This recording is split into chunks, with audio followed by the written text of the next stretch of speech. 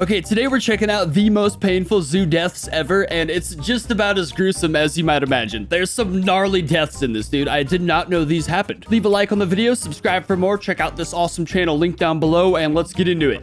Oh my god, there's like a diagram. Maddox Durkosh. On November 4th, 2012, Well, you name your kid Maddox Durkosh, obviously he's gonna get eaten by, like, animals. What are you talking about? 2-year-old called Maddox Durkosh was standing on a viewing deck to see the African painted dog enclosure at the Pittsburgh Zoo. The deck had a railing and many warning signs telling visitors not to lift children onto it, but Maddox's mother wanted him to see better, so she lifted him over the railing. In just seconds, he slipped and fell 14 feet down into the enclosure. There was a net below the platform, but it was only made to catch small things like sunglasses or phones. Maddox fell onto the net, bounced off, and then dropped straight into the enclosure. The pack of 11 painted... I thought this was like a grown adult Eastern European man. I don't know, I was joking about a toddler being ripped apart by wild dogs. Damn, dude, that's terrible. Dogs ran at him right away. Witnesses said his mother screamed and tried to jump in after him, but other visitors held her back. Everyone saw the attack happen in front of them. The dogs attacked... Everyone who held her back is an accomplice and should go to prison, logically, right? Does anyone disagree with that? Like, it's wild dogs, bro. I could probably kill like 30 of those things. Oh my god, that's insane, dude. Biting and tearing. They held her back while her kid got eaten? 46 wounds to his head and neck,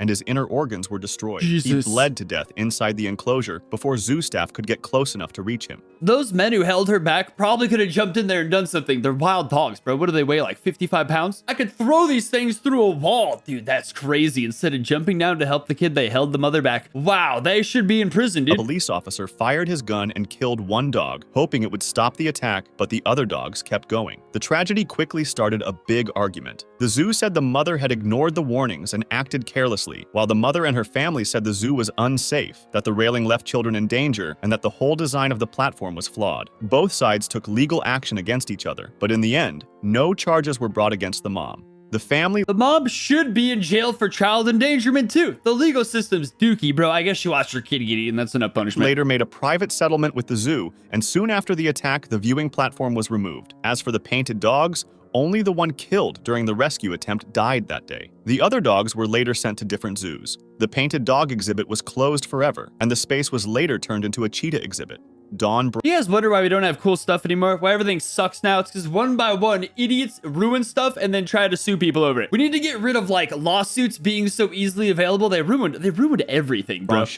Dawn Brancheau was an experienced trainer with 15 years of work behind her and was especially known for her bond with the orcas. Her closest connection was with Tilikum, SeaWorld Orlando's largest whale, who weighed more than 12,000 pounds. That is just a sad story. She was performing in the Dine with Shamu show, where guests sat by the pool eating while watching trainers and whales interact. At the end of the show, Dawn lay on a shallow ledge right next to Tilikum, rubbing his head as part of the routine. Then, out of nowhere, it grabbed her and pulled her into the water. The grip was fast and incredibly strong. The audience then saw the giant whale drag her under and thrash her around the pool, and SeaWorld staff rushed to help. They threw nets and food into the water to distract Tilikum and tried guiding it through different pools until it was finally moved into a smaller medical pool where he could be contained. But for a whole 45 minutes, he would not let Dawn go. Trainers and guests could only watch helplessly as she drowned. When her body was finally recovered, the autopsy showed just how violent the attack had been. Drowning was the official cause of death, but her injuries were horrific. Her spinal cord was severed. Her jaw, ribs, and bones in her neck were broken. Her scalp had been completely torn off, her left arm ripped away, and her left knee dislocated. The report showed she had not only drowned, she had also suffered massive trauma from the sheer power of the orca's movements. Her death led to trainers being banned from swimming with the whales during shows. What's insane is obviously it's very sad what happens to those orcas. It's not the trainers' fault though. It's like the greedy CEOs and stuff who limit their enclosures and that kind of thing. What's stupid is they just like limited the trainers and stuff. There's still orcas, and I guess like it's illegal now. The orcas in fish tanks currently are like the last remaining ones, but still, it's like, it's just terrible. It should have eaten the freaking SeaWorld executives. That would have been good. Patricia Wyman's death came only a few days after she started what she thought was her dream job. In April 1996, the 24-year-old wildlife biologist had just been hired to care for the wolves at Halliburton Forest and Wildlife Reserve. The reserve was known for keeping its wolves as wild as possible, which is why visitors could only see the pack through one-way glass, and staff were warned that people should never try to make contact with the animals. Oh, did she make contact with the animals? Patricia entered the wolves' 15-acre enclosure alone. Normally, the wolves were shy and stayed away from humans, but that day, something was different. When she stepped inside, the wolves stood up and began moving toward her. I don't want to be that guy, but was there perhaps an aroma? I don't know. Witnesses later reported that they circled her, slowly surrounding her inside their territory. Patricia must have realized she was in danger, but before she could escape, she tripped over a fallen tree. Oh my That God. mistake sealed her fate because the alpha male rushed at her first, knocking her to the ground, and the rest of the pack followed. They bit into her arms and legs, tearing through skin and muscle, and pulled her in different directions. She tried to fight back. What but a the pack was horrible too way to strong. go. Each wolf weighed as much as 176 pounds. Patricia lost blood quickly and grew weaker as the wolves mauled her. She tried to protect her head and neck, but it wasn't enough. Within minutes, she died inside the enclosure only 4 days into her new job. When police arrived, the wolves were still guarding her, even though they hadn't yet eaten her. When officers tried to approach, the wolves circled them too, growling and moving closer, until gunshots were fired into the air to scare them away. Okay, into the Experts air. later said that the wolves' behavior had shifted suddenly and unpredictably, especially in the alpha male. No one knows why Patricia entered the enclosure that day when it wasn't feeding time, but once she was inside, she had no way to escape. Rosa King. This kind of stuff's such a shame because usually the animals would get killed because they have a taste of human now, all because one dumb human had to go and think they were like above the rule. Like people watch, I don't know, too many movies. Wolves are dangerous as hell. I would maybe fight one wolf and that's just one. I had a German Shepherd bite me once. It didn't even break skin, but just the teeth on the bone is like a pain that you really never forget. But yeah, dude, wild animals are wild animals. And if they're carnivorous and you're made of meat, watch out. You know what I mean? On what seemed a normal morning, Rosa King, a 33-year-old zookeeper at Hamerton Zoo Park, was cleaning the windows inside the tiger paddock before the zoo opened to visitors, which was just a routine part of her work. The enclosure housed Sisip, a fully grown male Malayan tiger. Safety rules required that a heavy vertical slide and 2 gates be closed to keep the tiger locked away whenever a keeper went they inside. weren't? But that morning, when Rosa stepped in, all 3 barriers had been left open. This meant Sisip had full access to the paddock. Tragedy struck. Sisip mauled her with extreme force. Its jaws clamped down on her neck with enough force to break through the bones of her spine, and her spinal cord was completely severed in the neck area, a devastating injury that left her instantly paralyzed and unable to fight back. The bite crushed soft tissue and broke bone, while the tiger's teeth sank deep into her throat. It's messed up, but this is why you want to get eaten by a giant cat as opposed to a bear or something. Like cats will go for your neck, which obviously it's like a horrible, devastating way to die, but a bear will leave you alive while it eats you, and that just seems so freaking scary to me. Her arms were ripped open with deep gouges, and her right leg was badly torn by both bites and swipes. Across her body, there were many cuts and scratches, Wiper, no signs of swiping. repeated mauling. These wounds would have caused her to lose a huge amount of blood within only moments. A visitor looking through the viewing area was the first to notice Rosa's body lying motionless on the ground and raised the alarm. What The a find! investigation confirmed that there had been no mechanical failure with the gates or slides. Rosa had entered without realizing the barriers were open, leaving her exposed to the tiger. The zoo's safety system depended entirely on keepers following the procedure correctly every time.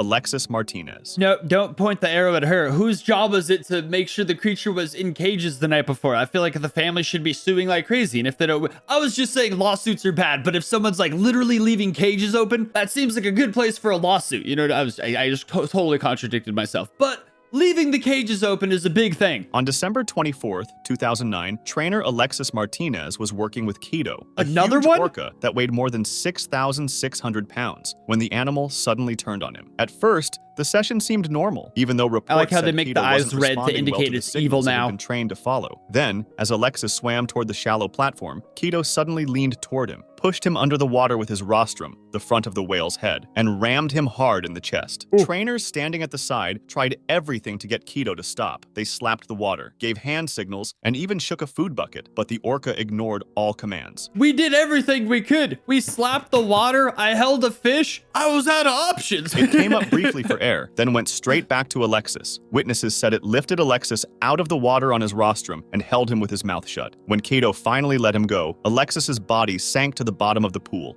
motionless. Damn. Rescuers tried to move Keto into another tank so they could reach Alexis, but the orca resisted. It played with the gates and refused to cooperate, delaying the rescue. Staff could only recover Alexis after they used a net to redirect the whale. The autopsy revealed how violent the attack had been. Alexis died from massive internal bleeding caused by the crushing force. His chest was broken with many compression fractures, and his organs were torn apart. Gian Rankarasamy. See, we were like ignorant back in the 90s and stuff. We didn't really know how much orcas were suffering. Maybe maybe people did. I don't know. I was like 5 or something, but people should really just refuse to work with orcas. I don't know. I imagine if you're in the line of work where you work with orcas, there's other availabilities than just like those few SeaWorld positions. Like freaking, I don't know. I'd avoid that entirely. On the morning of September 10th, 2025, 58-year-old zookeeper Gian Rankarasamy, a veteran who had worked with lions and tigers for almost 20 years, stepped out of his vehicle inside the lion enclosure during feeding time, while tourists remained inside. Allegedly, according to the safety rules, no one is ever allowed to leave the vehicle in predator areas, but that morning, Gian did. He left the vehicle door open and stood beside it while the lions were being fed. I can't even judge. I'd be doing the same dumb shit after 10 years. I'd be so I'd be like, they know me, they love me, they wouldn't turn on me, and then they'd eat me because I'm stupid just like this guy. One lion crept up behind him and suddenly pounced, knocking him to the ground. Within seconds, the rest of the pride joined in. Tourists sitting inside their cars watched in horror as the lions mauled Gian, biting and clawing him while he lay helpless on the ground. Some honked their horns frantically to try to scare the animals away, but the lions ignored the noise. The attack lasted for nearly 15 minutes before They're probably help so arrived. used to that When they honk. finally reached the scene and pulled Gian's body out, the injuries were catastrophic. His chest had been ripped open, his neck and one leg were broken, and his body was covered with deep bite and claw wounds. He was rushed to Intrarat Hospital, but doctors could only declare him dead. Police and wildlife authorities launched a full investigation to find out why Gian left the vehicle. Some believe it may have been a mistake or distraction, while his family insists he never broke safety rules without a reason. His wife said he always followed the guidelines and cared for the animals like family. His brother explained that Gian was only a few months away from retirement. Norden bin Montong.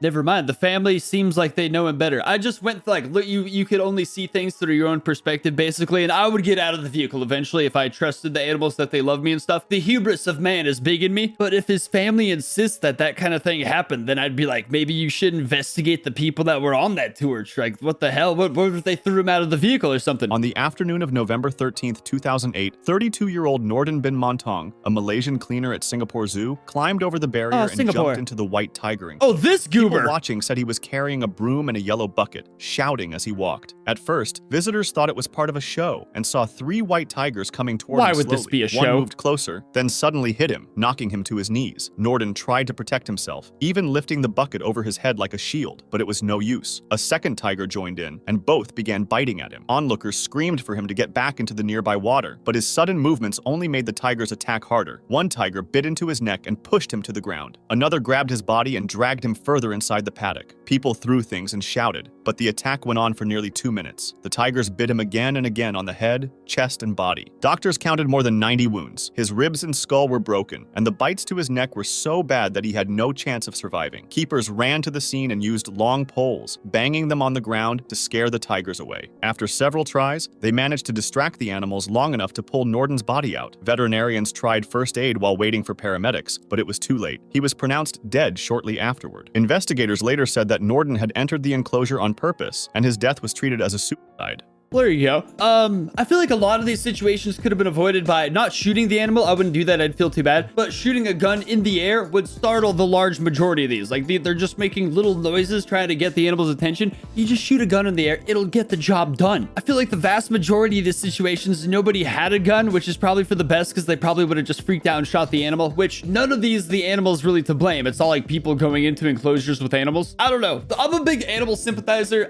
Humans should know better. We have advanced brains. We're the dominant species on this planet. We should generally know what to do and what not to do to avoid getting eaten by an animal. So I'm always a lot more like sympathetic towards the animal. They're innocent. They don't know what's going on. Either way though, this is a good video. Freaking entertaining as hell. I learned a lot. Leave a like, subscribe, check out this awesome dude who made the video. Link down below, and I'll see you next time.